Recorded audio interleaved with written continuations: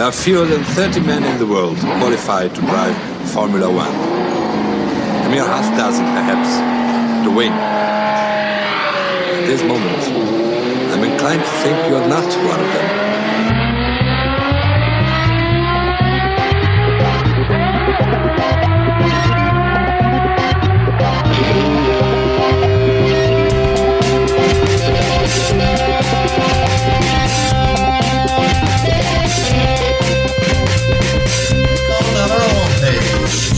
No, you want to. Keep up the good work, and there you have it. There you go.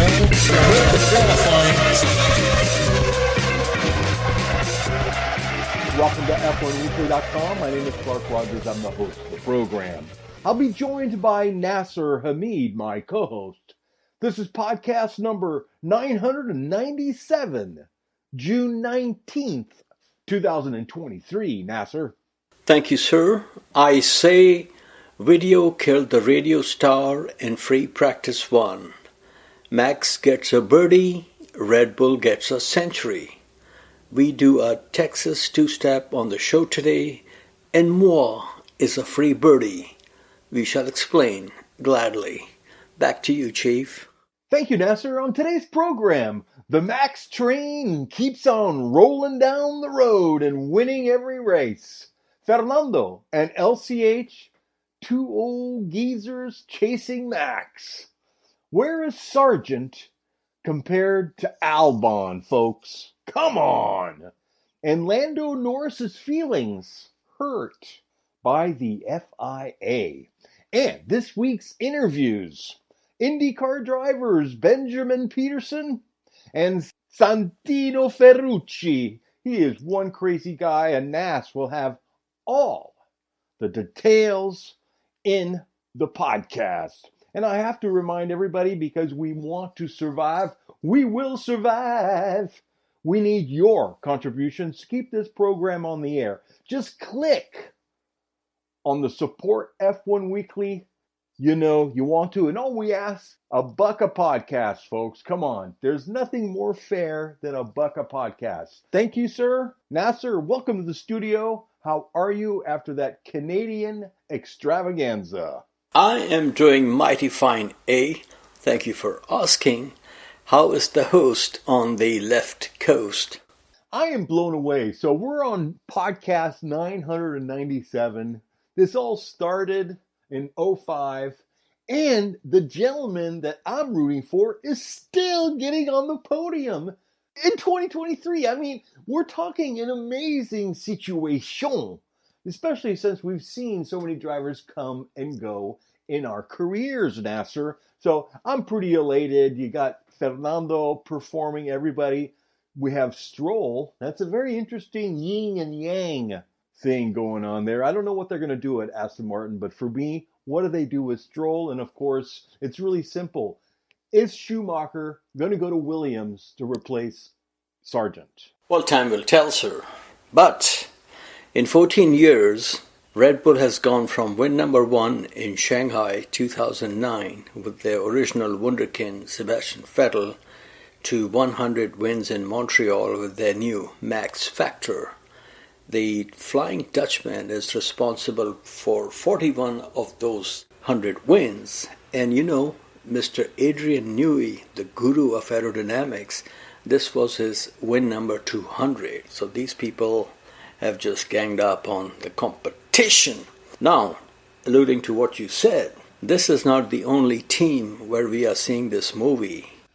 This quality Quinn Martin production high-speed drama is also being played out at Aston Martin, like you said. One hombre regularly on the podium, while teammates' claim to fame is, my name is on the building. And the podium in Montreal was very impressive. Max, the present and future of Formula One, Alonso, Hamilton, 176 wins among the top 3. And this podium, you know, it was in the same league as seeing Senna, Prost and Schumacher on the same podium. So absolutely marvelous. And you know, the Red Bull team has won all 8 races so far this season. The score is Max 6, Checo 2, no surprise here. As Christian Horner said over the weekend, Checo should forget about the title, just drive the car. And, I have to agree with him. And Mr. Rogers, looks like we've seen it all by now, in all the time we have been podcasting and living. And interesting, in the time since we started, or you started, I was homie come lately, we have seen talents like Sebastian Vettel come and make their impressive debut, and then win 4 championships in a row, and then retire from racing. And El Machismo is still going on like Santa Fe freight train. So very, very impressive. So what we have seen here in all these years, sessions have been affected from dust and rainstorms to advertising billboard falling on our favorite Jean Lacey's car to CCTV going kaput in Canada. But this is Formula One, anything is possible. And one thing I thought was not possible this year happened. On a personal note, this is my first full week of being put out to pasture by corporate America, and I am loving it.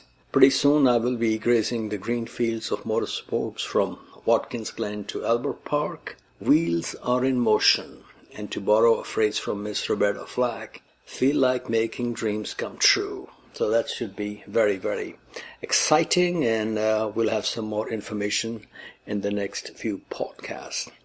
Now, going back to racing reality, we have Max doing what he does best, stampeding the competition with his raging Red Bull and matching same number of wins, 41, as Ayrton Senna da Silva. Not bad for a 25-year-old kid who was racing at a karting event in the parking lot of Rio Hotel in Vegas in 2012.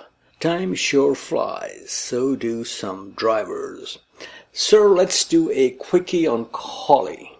May I proceed with your express written text? Pedro is always on my mind. Yes, he is. Thank you, sir. Collie, rain or shine, Max will do mighty fine, qualifying for his pole position number 25 by over a second on another rainmeister, Nico Hülkenberg. But Nico got a fine for speeding under red flag. And let me tell you about Nico Hülkenberg. It's sad that he never got into a top team. If anybody goes to YouTube and punch in Sepang, I think it was 2005 or 2006 A1GP race, his performance in that rain was no different than Senna in Portugal 1985 and Spain in 1996, Michael Schumacher's first Ferrari win.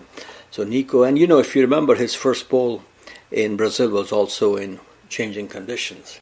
3 other drivers also got 3-place grid penalties for impeding other drivers. Sainz Jr., local lad and hardest working man in Formula One, that would be Lance Stroll, and Yuki Tsunoda. No surprise here. So who do we have on the front row with Max for the start of the race?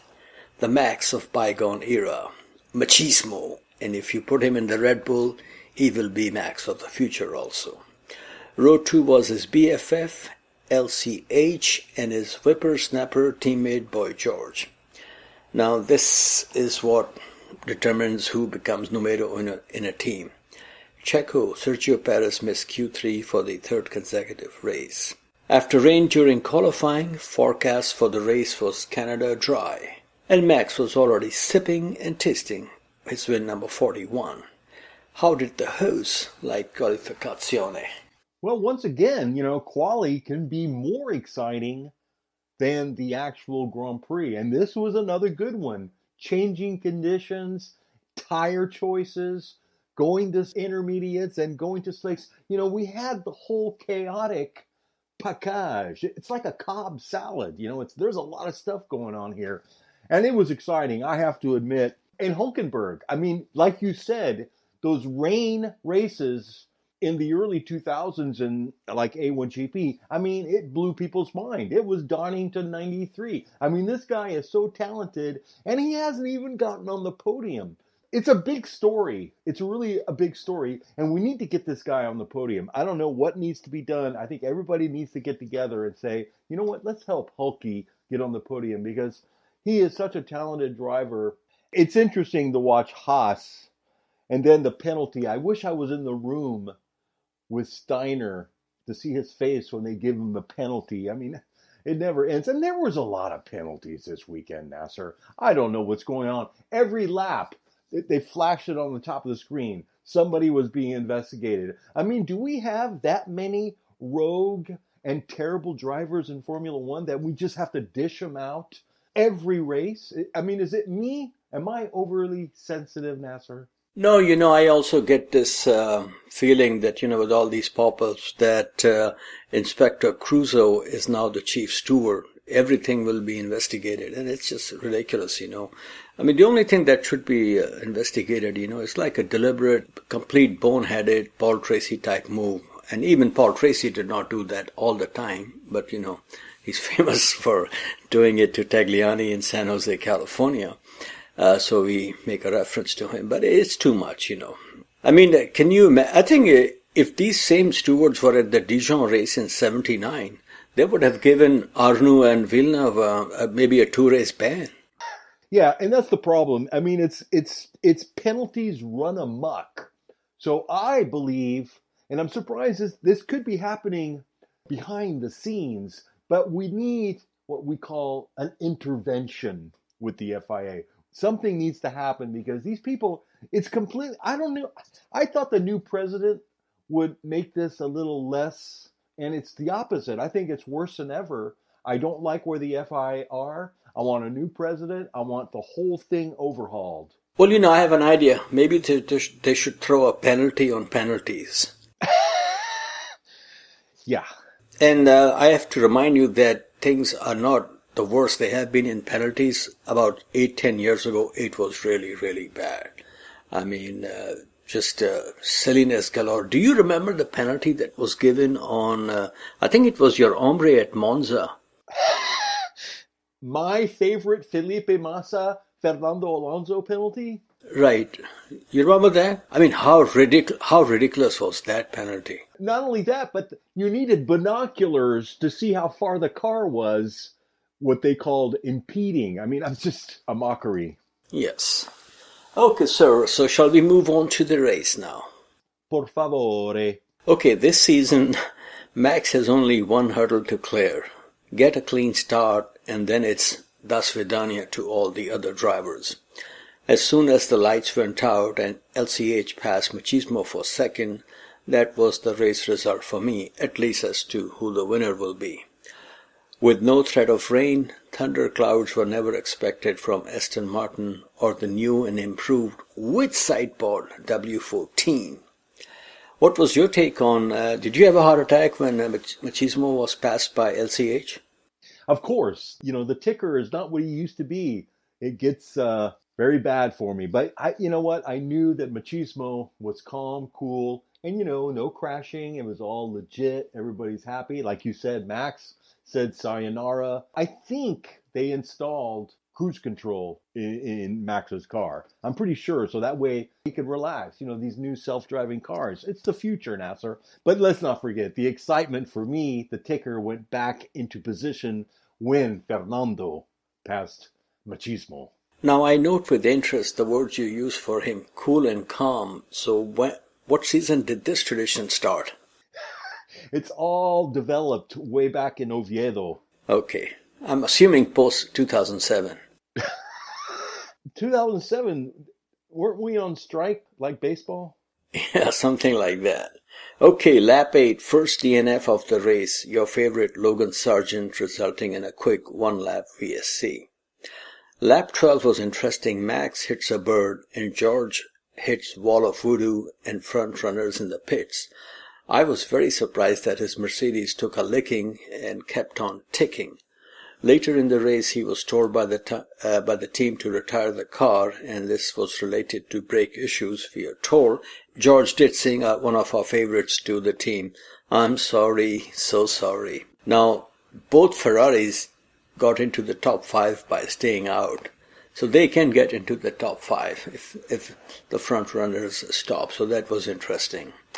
Lap 16, back to green, irrational exuberance of LCH or Machismo, getting the jump on Max at the restart, were quickly put to sweet dreams on Starry Starry Night by the young Dutch master, and that was all she wrote and painted.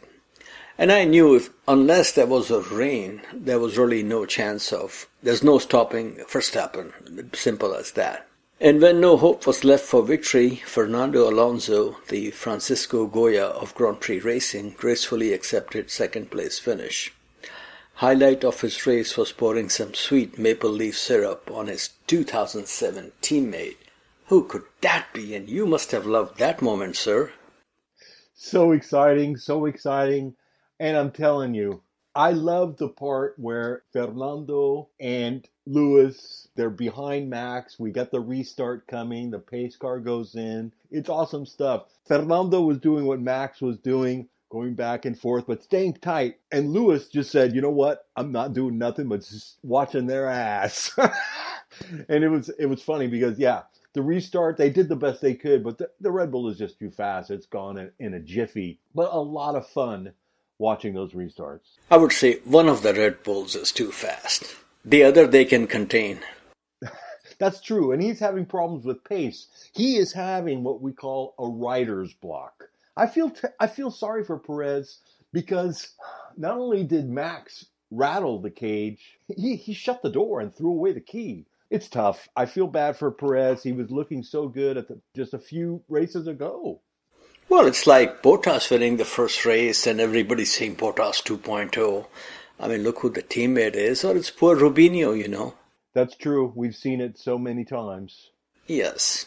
But what a season Machismo is having. In 2023 so far, he has more podiums than in the previous 7 seasons combined.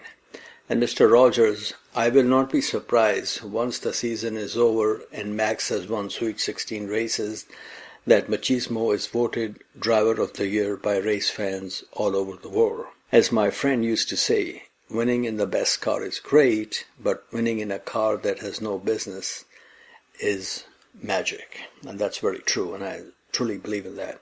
And yes, Machismo has not won a race so far this season, but he is displaying all the marks that show the difference between a very good driver and a great driver.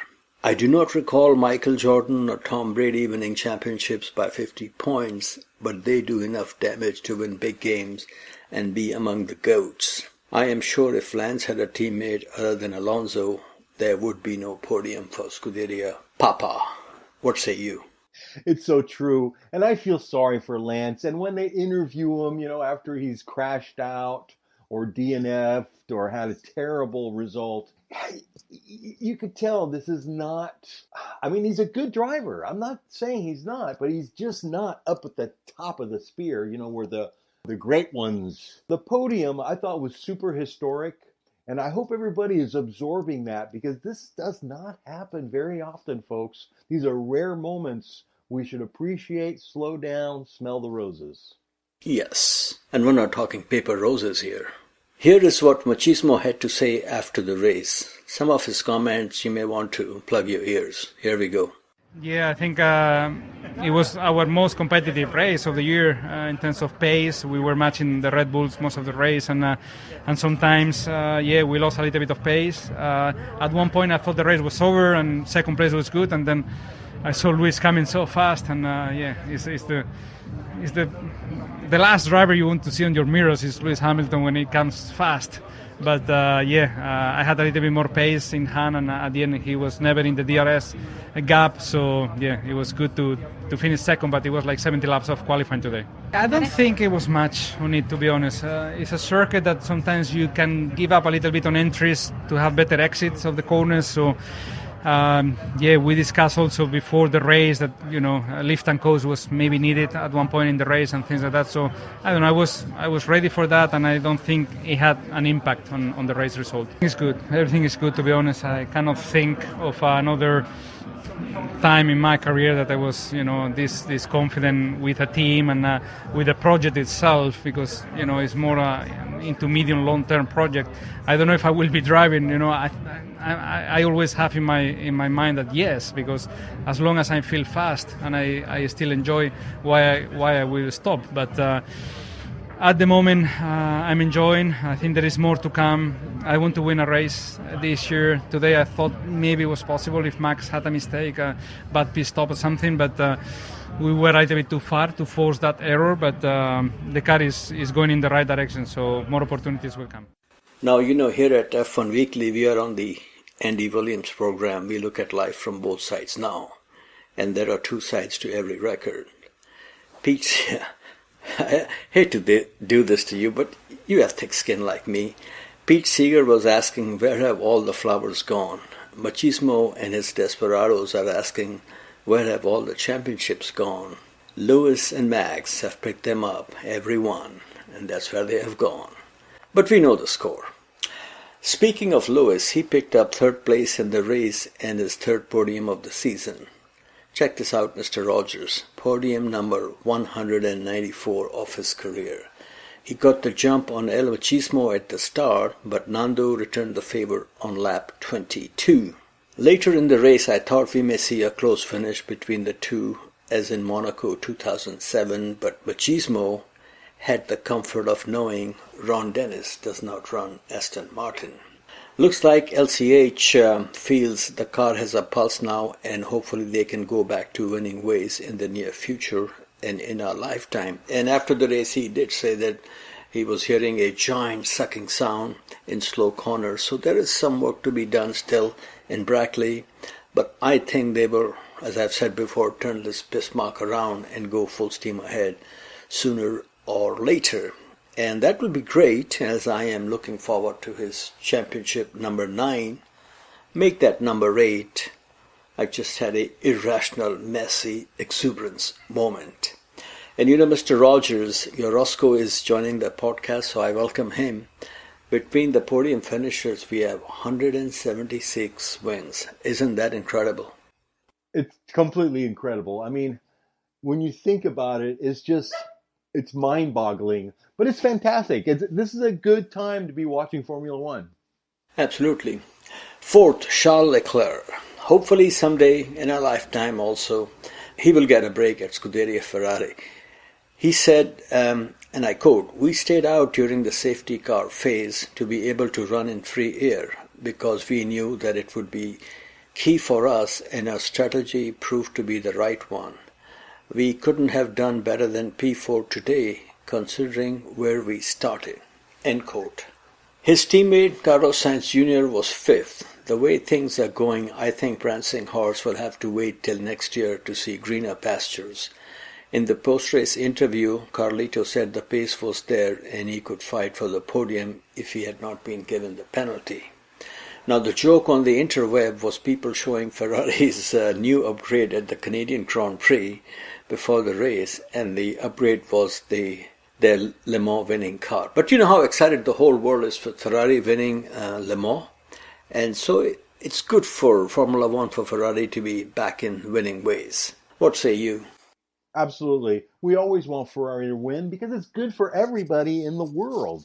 Everybody loves Ferrari, and the history, the je ne sais quoi. Not only that, but Piero Ferrari was at Canada. And Canada and Italy have an interesting link because of the immigration, the little Italy in Montreal. It's fascinating, but they love each other over there. So what we hate to see is a talented young man like Leclerc not get what he wants. Sort of like the Fernando years, stuck in a crappy team with GP2 engine. So these things happen. Bear with it. It's just part of F1. Yeah, I do have a question. Whatever happened to that GP2 engine? It's a winner. Despite him. And I was thinking today, what does Zach Brown and Alonso think now? Why did we let them go? They cry in their beer every day. Oh, yes, absolutely.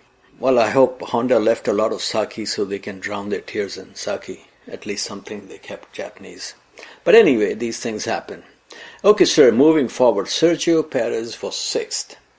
Sergio's situation reminds me of a song from Boz Scaggs. Going down one time, going down 2 times. I'm drowning in a sea of love. One of your favorites, I assume? Love it. Same here. The sea of love that Red Bull has for Max Verstappen, and who can blame them? Checo needs to have what they call in the aviation business spatial awareness. Don't assume you're flying high when reality is your flight of fantasy is going down.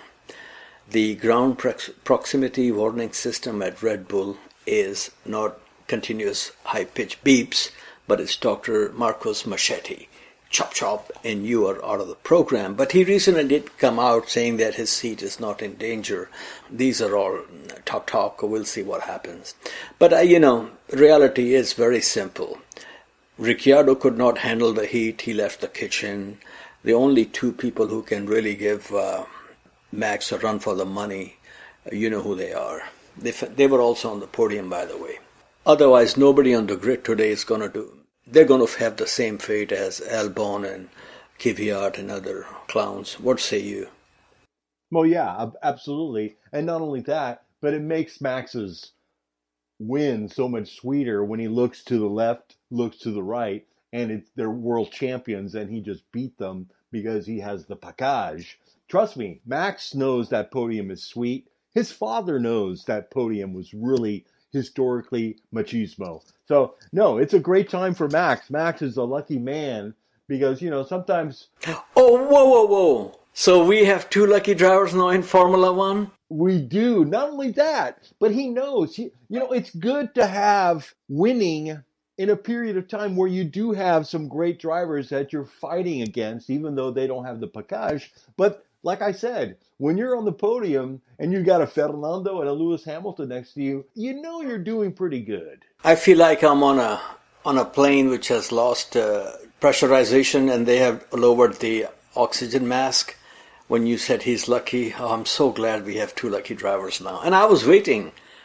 How many races he had to win before you call him lucky? And you know what? You have to be lucky to win.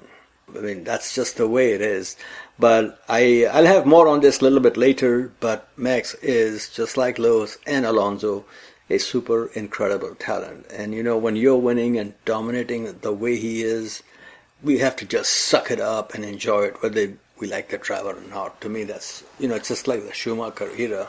I was never a Schumi fan, but I just could not believe what I was seeing. But I had to accept it. So, we do respect these things.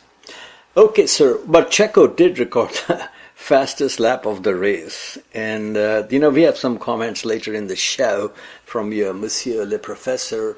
And that will really put the whole Checo-Max situation out in the open. Alexander Albon, gentlemen, you alluded to earlier in the podcast, he was seventh, getting a lot of kudos for doing only one stop. Any comment on that, sir? Well, it was a great drive. It was a controlled drive. He's very good. You could see, and not only that, but you could see he's hungry for the team. He's trying to really, really do the best he can to show Williams is making progress, because I could tell he's a team player. I don't know where Logan Sargent is. I mean, honestly, I really don't think he belongs in Formula One. I think maybe he got pushed into it too quickly, but please, let's get somebody else in that seat to help Williams get some points. Have you noticed how good drivers do when they are max free? That's true. All of a sudden, the monkey is off the shoulder. The chip. They lose the chip. Oh, yeah. Oh, very good, very good. If you lose the chip, you go faster. I like that. Okay, Ocon. You're talking about Logan Sargent. I have to disagree with you. Agree and disagree. The problem is, everybody and fans like myself and you, we all have such high expectation that when a driver comes in, he has to hit the ground running in Formula One. Unfortunately, that's what the F1 reality is. Okay. But I do recall, and it was not too long ago when Mr. Charles Leclerc arrived in Sauber, that he was struggling in the first few races. And I remember very well me saying on one of the podcasts that maybe he's not the talent we thought. So how wrong we all can be. But Logan Sargent, his retirement was, I don't think, his fault. He did not hit the wall like George. But I think they need to give him some time without any pressure. It really makes no sense to talk to a young driver like Flavio Briatore used to talk to Nelson Piquet Jr. Remember him? Telling the guy getting in the cockpit, you better score some points or it's over. That's not nice. I'm sorry. I'm old school. I am not as sensitive as you are, Nasser. I have to agree with you on this in the sense that he has to pick up the pace, picante sauce, make it tasty for himself and the team. And he did very well he's a karting champion. He fought, I'll tell you how good this kid is. He fought for the F3 championship against Oscar Piastri going into the final round. Okay, and he was very impressive in his rookie season in Formula 2. So the guy is good. He has the talent. It's just a matter of putting it all together. And I think that's where most drivers, FTD, fail to deliver. So let's see what happens. Well, I'm happy for him that he is with an American-owned team, and I'm hoping that they would give him the opportunity to make himself worthy of being in Formula One. So we'll find out pretty soon. But the problem he's going to run into, if Toto Wolff knocks on the door and tells Doralton Capital, which is located in the capital of capital markets, New York City. Now, I have, free engines plus $12 million, and I want Mick Schumacher in the team. I mean, that will do the dishes for Logan Sargent, I think. Okay, I don't know if I mentioned this, but Esteban Ocon, only Alpine in the points in 8, and this is my favorite, Lance Stroll, solid 9th, when his teammate was 2nd. Good to have friends and family in high places. Bottas final point from 10th for the Alfa Romeo Sauber team. And Mr. Rogers, when all is said and done, Scuderia Ferrari has won Canadian Grand Prix 12 times. Half of those wins came courtesy of one driver, you know who, Michael Schumacher. He actually won one time with Benetton also, and he and your favorite Lewis, Carl Hamilton, have 7 wins each in Canada. So that's very, very impressive. Any final thoughts on the Grand Prix de Canada? I do have some final thoughts. So they did this weird, they call it a Manning cast, and they were trying to emulate what Monday Night Football did with a separate coverage of the Formula One race with Ricciardo commenting, and they had Patrick Dempsey, who really, I was just embarrassed and shocked. I listened to that for a little bit. I could not take it. These people were so terrible. Nasser, if it was you and I, we would have kicked ass. I mean, these people were so terrible. They were talking about somebody's mom. I couldn't handle it. I had to go back to our favorite, Martin Brundle, doing a fantastic job as usual, and the entire staff. And of course, what I liked was Danica Patrick was there. Man, she is in it. She's hot, and it's interesting. So I was surprised that they did that dual coverage. Didn't like it. Don't do it again. And I love Canada. I think it's a great Grand Prix. Great race. Yeah, I heard about this telecast that you're talking about, but I did not listen to it. I'm not into those things, to be honest with you. Like you said, I'm old school. I like the real thing. Me too. Okay, sir. So let's take a look at the championship situation. Drivers. Surprise, Max Verstappen. 6 wins out of 8 races, so he's leading with 195 points. Sergio Perez second, 126. And third is Fernando Alonso with 117 points. Now, I'm not seeking any happiness from anybody losing their job, but man, if Fernando Alonso in an Aston Martin finish ahead of a car where the other car has won the World Championship in dominating fashion, then there needs to be a knock on the door of Senor Perez's residence from the Western Union man, and you know what he brings. Western Union man does not bring good news normally. That's going to be a big decision for Lawrence Stroll when we go off season. He realizes that Lance is a sweet, wonderful child, but he needs somebody in there that's a little more machismo. So Max first, Sergio Perez second on 126, Alonso third, 117, Lewis Hamilton fourth, 102 points, fifth is Carlos Sainz Jr., 68 points. His teammate Charles Leclerc is 7th on 54 points. Now 2 drivers remain pointless after 8 races. AlphaTauri's Nick De Vries, some are calling him Nick Defied. So, I mean, there is humor in brutality, and it's at least funny. And Williams driver from Boca Raton, FLA, your favorite Logan Sargent, he is also without any point so far this season. So, and in the Constructors' Championship, boy, has one steamroller here, Mannheim Steamroller from Milton Keynes, Red Bull, 321 points. Mercedes second, 167 points. Aston Martin 154, Ferrari 4th 122, and Alpine has Lewis Hamilton's number, 44 points. But one thing we have to agree, that zero side pod concept really did not work despite one victory. What say you? It's really simple. You just ask the best designer, but who's talking about retiring soon, because it's got to be on his horizon. He's done it all. So yes, zero side pod is stinko, and I don't even think it's very attractive. And you know what they say, if it looks fast, it is fast. And the zero side pod, it just looked clumsy. It didn't have that certain sexy je ne sais quoi. The only question remaining now, we all know the GP2 engine is capable of doing, and so is the driver, but will Red Bull win each and every race of this season? What say you? I think they will, unless something's got to happen. And that to make that happen, we need Checo at the front, and we need some kind of disaster at Red Bull, similar to Spain 2016, for El Machismo to take over and just go pound on that door. It will be exciting. It will happen. I think Checo is going to get more frustrated because now he realizes that the championship will never happen in his lifetime. And we'll see what happens. And reliability. I mean, eventually we do have DNFs. The chapel is not visited like it used to be back in the 70s, 80s, 90s. Now, man, these things are all Honda Civics. It's just ridiculous. But that's the way it is. But we will get a DNF. And I think Red Bull might be pushing the envelope a little bit. We hope for that because we want to see at least a couple of different winners this season. And you know, as we have seen, Fernando Alonso finds a way to come to the podium and finish second. And normally in sports, winners find a way to win something. And I'm still very convinced that Alonso, it will need some help, like you said, you know, Spain 2016 or rain or whatever.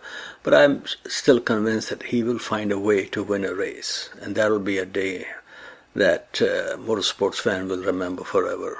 Absolutely. It's going to be another historical great moment in our lifetime, and a well-deserved one where everybody in the world, like you said, are probably going to vote Fernando the driver of the season because he's so ridiculously cool. I mean, you can't touch it. It's awesome.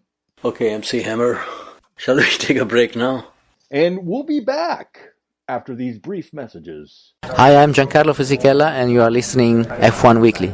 Welcome back to F1Weekly.com. Clark Rogers here, your host. And now, as we spin the globe and go around the world with Motorsports Mondial and the king, the Sultan himself, Nasser Hamid. Thank you, sir. Let's start today with the first of our two steps. At the Detroit INDYCAR race recently, I was able to have a chat with both drivers from AJ Foyt's team, thanks to their PR person, Ms. Marie Fornoro.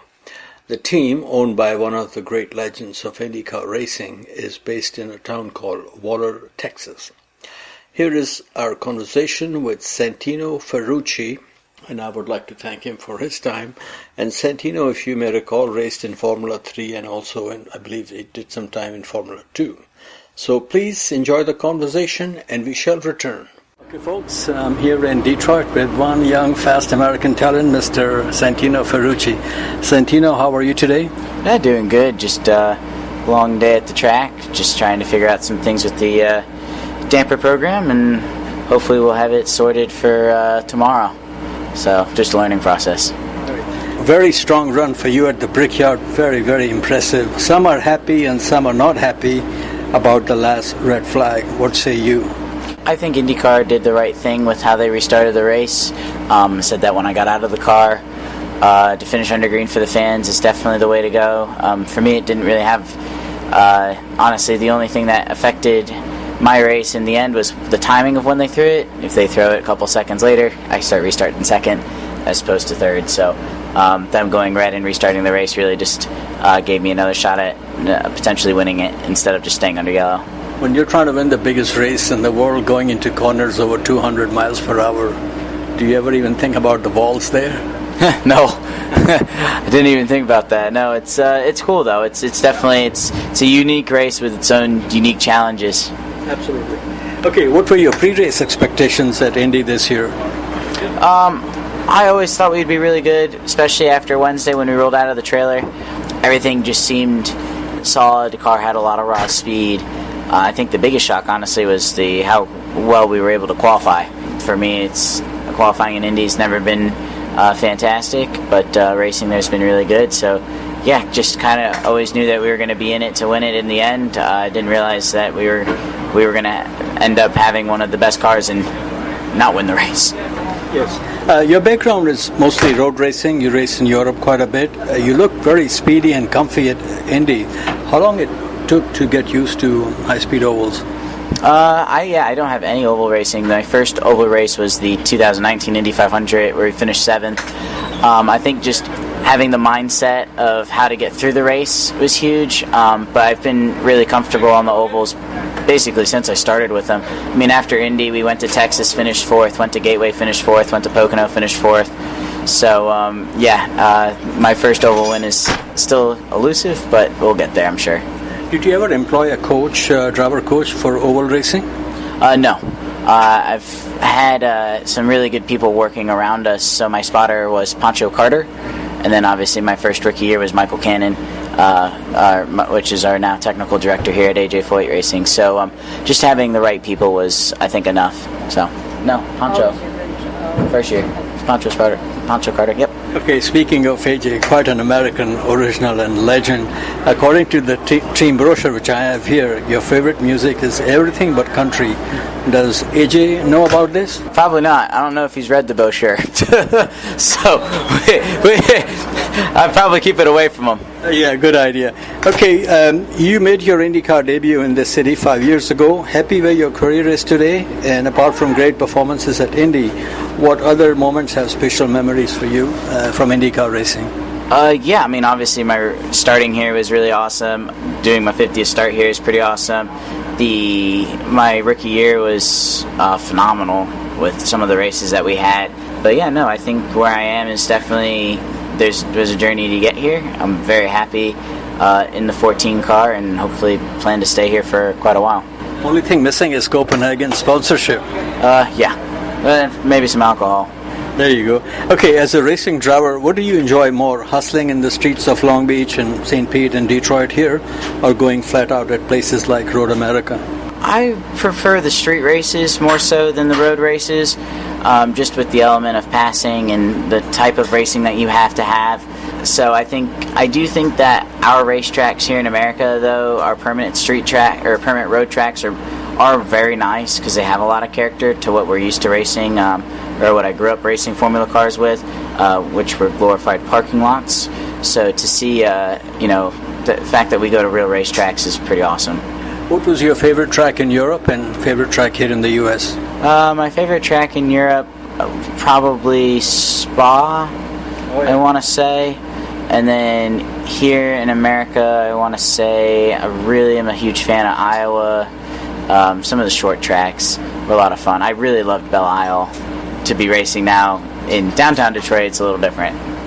Having raced in Europe many years and now racing here for quite a few years, is there a difference in racing culture and especially depth of talent on both sides of the pond?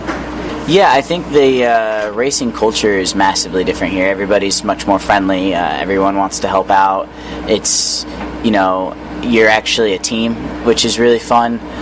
So you get to know everybody really well, and it's just very, very different mentally. Everybody's actually happy, and they enjoy their jobs here, which is nice. As far as depths of talent goes, I mean, I think you've seen a lot of great talents come over from Europe and struggle here. I think that INDYCAR is definitely the most competitive series as far as talent goes in the world on an average scale. So I think that also the car has a lot to do with that. Everyone's driving something rather similar. The biggest differences are suspension components. But even then, your top teams to your bottom teams are always within a couple of seconds. In 2021, you became a Toyota development driver. How was your NASCAR experience with Sam Hunt Racing, and what made you come back to INDYCAR racing? Yeah, so I mean, I loved my time in Xfinity, and especially with Sam Hunt and Toyota. I mean, they were such great, one a great team, the other one great manufacturer, super helpful with me being a young driver in the NASCAR stuff. But honestly, opportunity is kind of what brought me back to INDYCAR, on top of the fact that I think that even though I did really well in the Xfinity starts, I am a better open wheel racer. Now, when you were racing in Formula 3 in Europe, I was watching a NASCAR race beginning show, and Tony Stewart gave you a nice plug. How do you know Smoke? So I've known Tony since he came over, Lewis Hamilton had came over to do the seat swap with McLaren. Yep, I was there for that. So that's how I ended up meeting Tony, because I was doing some stuff with McLaren in England for go-karts and training. And I stayed in touch with him, and I went out to a bunch of races as a little kid to NASCAR events with Tony and the SHR, and it was a lot of fun. And funny enough, I ended up driving a NASCAR for Toyota at the other SHR, Sam Hunt Racing. Yeah. Okay, you were associated with Haas F1 team for a few years. Was there ever any chance of racing in Formula 1 for them? Probably not. I think the way that this series was run, the way that the team operates, it was a Ferrari B team when I was there, so Ferrari had a lot of control over who they put in the car, and I wasn't a Ferrari development driver. I was at Haas because partly we did really well in some of our European races, but I was also the only American, and you can't have the American team without an American driver. So it was helpful, but I think it was very clear, as much as the series said that you need an American, and it wasn't happening in my time while I was over there, and just the politics of it, just no interest in playing their games. Okay, last question. If you have a choice, what will you take? Victory in the Indy 500 or winning the INDYCAR championship? I think everyone's going to tell you the Indy 500. Actually, everyone tells me the reverse, which I'm shocked. What? They tell you the what? They want to win the championship, which I'm shocked. I mean, Indy 500 is so big. I'd rather win the Indy 500 5 times than the championship 10 times. Absolutely, totally agree. Thank you, man. Yeah. Very nice meeting you. Pleasure to meet you too. Thank you. Santino, thanks for joining F1Weekly.com. Nasser? Yes, sir. Moving forward, we go to Germany. MotoGP at Sachsenring. It was a doozy on Ducati. Jorge Martin held off a charging Paco Bagnaia to take victory. Margin of victory was .06. Martin also won the sprint race. Your fellow French rider Johann Zarco was third. Ducati took top 5 positions. If only they could share the secret of their success with another Italian team racing on 4 wheels and just down the road from Bologna in Maranello. Marc Marquez did not start the race after crashing 5 times during the weekend, including Sunday morning warm-up session. Marc is like Max, an incredible racing talent. Like Lewis and Machismo, he has nothing to prove. I really think he should join the Spanish AARP and enjoy his life without risking it any further on 2 wheels, because he's had numerous crashes in the last few years. Now we go IndyCar racing from one of the best tracks in this country and overall anywhere in the world, Road America in Elkhart Lake in Cheese Country, and that would be Wisconsin. Alex Palou was the winner and leads the championship. The way things are going for him at Ganassi Racing, he may do a JB on Zach Brown and say, I signed with you, but I'm staying here. Time will tell. Now we come to the Formula 2 of IndyCar racing, Indy Next or Indy NXT, previously known as Indy Lights. First 5 races had 5 different winners. No Max here, but Road America produced fine American cheese in Nolan Siegel. Hi, I'm Nolan Siegel, and you're listening to F1 Weekly. This teenager, we interviewed him recently. He is from Northern California, and he is the first winner and a future star in the making. I think he's 18 years old. I consider him to be future poster boy of Penske Racing. That good. USF Pro 2000, which is equivalent to like Formula 3 here. Penske-supported Miles Rowe did not win a race over the weekend but extended his championship lead. So that's good for him, and we've interviewed him a couple of times in the recent past. Next we come to, this was of much interest to me, Dr. Marco doing a Nancy on Max, just say no. Sebastian Vettel is going back to the team which took him to 4 championships in a row. This time he will drive a Red Bull at the Nürburgring Nordschleife, or in plain simple English, the 14.2-mile version of the Green Hill. Max was interested in doing this, but fearing he would go to the Max to find the limits of the car, which is the only way Max drives, Dr. Marco presented Max with a Hall & Oates 45 featuring "Can't Go For That, No Can Do." And now we come to something of our interest we talked about earlier. Not that we are enjoying this, but it's main news in motorsports these days. Prost pouncing on Papa Perez. Le Professor and 4-time world champion Alain Prost has put some spicy escargot in Checo's aspirations to beat Max and becoming world champion, calling it an almost impossible mission, and who can disagree with the Professor? According to Prost, Checo's Papito is making the mission harder. Senor Antonio Perez said last winter that Checo will not return to Mexico without being world champion, and compared the Perez-Max battle this season with the fierce rivalry between Ayrton Senna and Prost. Prost said, and I quote, "First of all, Perez should not shout so loudly that he wants to beat Max. Last month I read that his father told the media that the fight between Perez and Max is comparable to the fight I had with Ayrton. That is pointless and actually only counterproductive." End quote. I think Professor is preaching the right course. Checo may be Dan Quayle of Formula One, smart and successful, but he is no JFK of GP. What say you, Senator Rogers? Okay, the question is, can you spell potato, Nasser?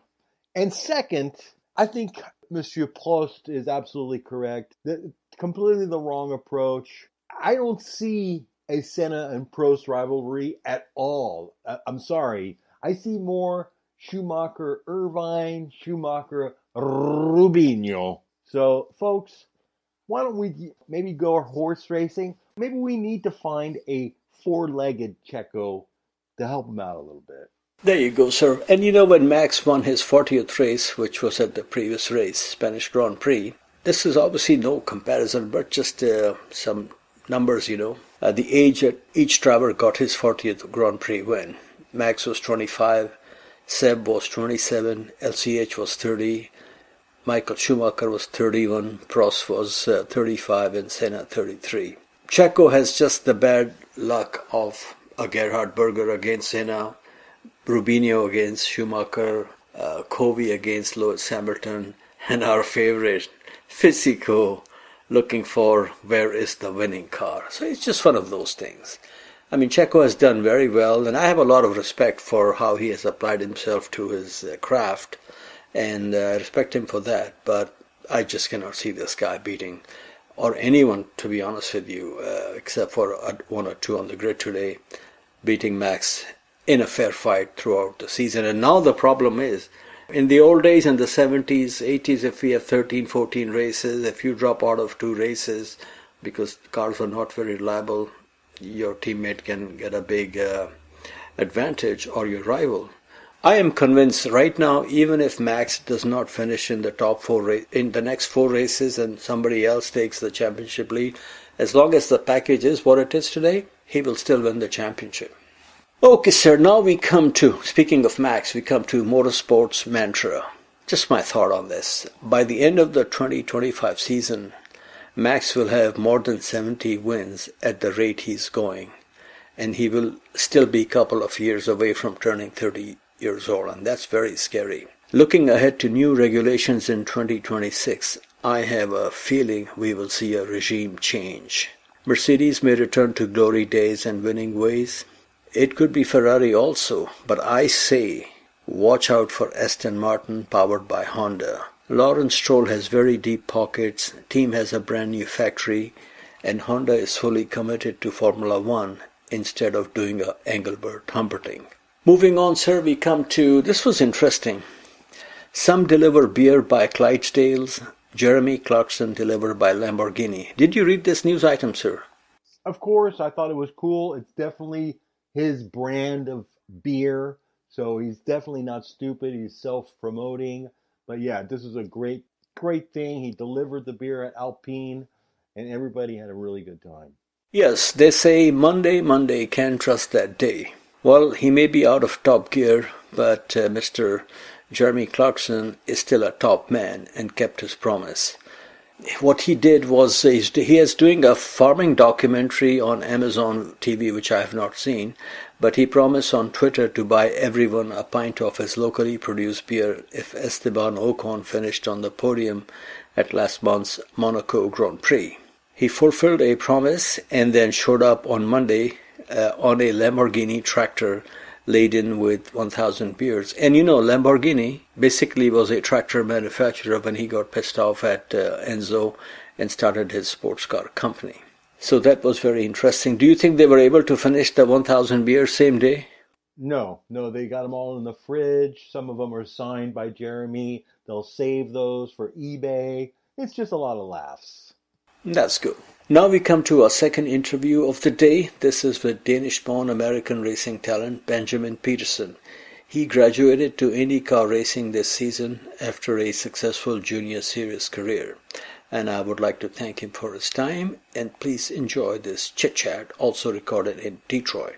Okay, folks, I am here in Detroit, and this morning we have a Danish treat, Mr. Benjamin Pedersen. Benjamin, good to meet you. How are you? Good. Very excited for race day. May has been a merry month for you. Your team owner, Mr. A.J. Foyt, was the fastest rookie back in 1958, and this year you did the same with fastest lap ever by a rookie. How nerve-wracking is qualifying for the Indy 500, not just for the speed, but for the intensity of the event also? It's very special. I wouldn't say it was nerve-wracking. I knew we had a very good car, so I was actually very calm and more so just hungry to show what we were capable of, and it was just an amazing experience and amazing month. I'm surprised you said it was not nerve-wracking. How about going inches away from the wall at 200 miles per hour? Is that nerve-wracking? No, it's pretty much been my whole career, just at different speeds throughout, so I feel very comfortable doing it, and I love it. Great. Now, this was your first visit to the Brickyard. Were you surprised that you were able to qualify as high as row 4, which obviously is very impressive? I wouldn't say surprised. I just feel very fortunate that we were able to have such a good car. I knew it. If we have a good car, then I'm definitely capable of being up at the front with that. So, very, very special feeling as a rookie to be able to have that good of a car right away, for sure. But I know I'm capable of it. So it was expected, I would say, with our performance. Okay, talking about good car, there's so much technology now in racing. How much of it is input from the driver and how much from the team and the mechanics to make it go fast? It's everyone. It's my feedback, taking that feedback and translating it to what the engineers see on data and then fine-tuning it from there. So it's a full team effort for sure. Being named Rookie of the Year for this year's 500, does it make up for not seeing the checkered flag? Yes, I more so see the whole month. It was just a very special month. I wouldn't say it necessarily makes up for it. We made it into the Fast 12 in qualifying. We had the fastest ever rookie lap. So I think those things aside made the month very special. And for sure the Rookie of the Month made it even better, but we had already achieved so many great things. So and the collision at the end was not at all my responsibility. So can't really do anything about it and just head high, and it was a great month all around. Okay. We are now in Detroit for a street race. What kind of tracks you enjoy most? High-speed ovals, street circuits, or purpose-built tracks like Road America and Laguna Seca? I like them all. That's my honest answer. They're all very different, but I enjoy all of them. Okay. IndyCar is very competitive field. What kind of championship position at the end of the season are you shooting for? I mean, it's an ever-changing target. Every weekend we've gotten better and better. This week we're very close to top 15 in qualifying. So right now the big goal is trying to consistently get into top 15, which for us as a team is a huge accomplishment. Then the next stage, is making it into the Fast 12, and and going from there. So it's an ever-changing target, and it always will be. If you're consistently top 3, then the next target is always to win. So it's an ever-changing target. Here is my favorite question for all IndyCar drivers. What is more important to you, winning the 500 or the IndyCar championship? Both. If there was a choice? Both. Okay, that's fine. I was surprised a lot of drivers said winning the championship because Indy is such a big thing, you know.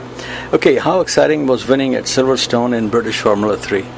That was a very special experience. That is the track, in my opinion, in England, and yeah, I wish IndyCar could go there, to be honest, just with how cool the track is, if you could somehow move that track over here. But yeah, to do that in British F3 was very special. Winning is never easy. Having raced on both sides of the pond, what is more challenging, to win here or in Europe? It's equal. I mean, especially here in IndyCar now, the drivers are the best of the best, and it's, you know, a lot of them have been in Europe and come over here, so it's completely different comparison from junior Formula to IndyCar. I mean, there's guys in IndyCar now that literally have 20 more years of experience than I do. When you're competing against guys of that level and that experience, that's obviously very challenging, but I feel very confident with where I'm at and where my progression has been. In your Formula 4 days, you won all 3 races at Circuit of the Americas. What is your impression of that track? It's awesome. Still some of my best memories from junior Formula. I know IndyCar used to race there. It'd be awesome to come back with such an amazing facility. And yeah, it just brings back great memories. That was very special. Obviously F4 is the beginning level, and to do it in front of Formula 1 and WEC was very special at that age. Of all the years you have raced in single-seaters, was there a particular season where you felt you developed the most as a racing driver? Just every year, pretty equally, I would say. You know, some years, I mean, you're learning all the time, so every year has been very equal, in my opinion, in terms of importance for development. Amongst all the drivers you have raced in junior Formula, not talking IndyCars, up to this time, who have been very good competition for you and drivers you respect? As fast drivers. Yeah, that's easy. The first one, I've raced him since F4, is Kyle Kirkwood. He's always been super talented. We're very close friends, and really the only driver that we've literally almost done every same series until IndyCar. So that's an easy answer. Yeah, I totally agree with you. Okay, can you tell us a little bit about your karting days and high moments from your karting life? Yeah, I didn't have the same traditional karting background that most drivers did. Really, my most serious, form of getting into racing was starting in F4, and really the first step of car racing, and then from there just learned so much. So I actually think it's benefited me in many ways, because you see a lot of guys that are fast in karting try to make the transition, and they aren't really able to, just because it's so embedded, the karting style. But that was my transition, and now we're here. So you're working as a driver coach also. Can you tell us a little bit what that entails in terms of teaching people how to drive cars? I'm not working as a driver coach. I did a little bit of help in junior Formula, but not anymore. Not anymore? Yeah. Okay. I understand Lewis Hamilton is your favorite driver. Question is, will he get championship number 8 before Alonso gets championship number 3?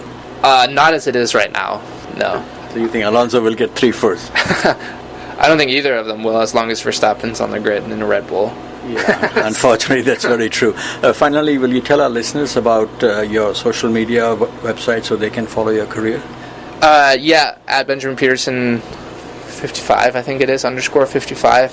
Yeah, my website, benjaminpeterson.com, and then obviously IndyCar for all IndyCar feeds. Yeah, unfortunately. Okay. No worries. Sorry. Okay, thank you so much for your time. Okay. Benjamin, thanks for joining F1Weekly.com. Throwing it back at you, Nas. Thank you, sir. And finally, we go back to the Canadian Grand Prix and look back at some what you call old memories.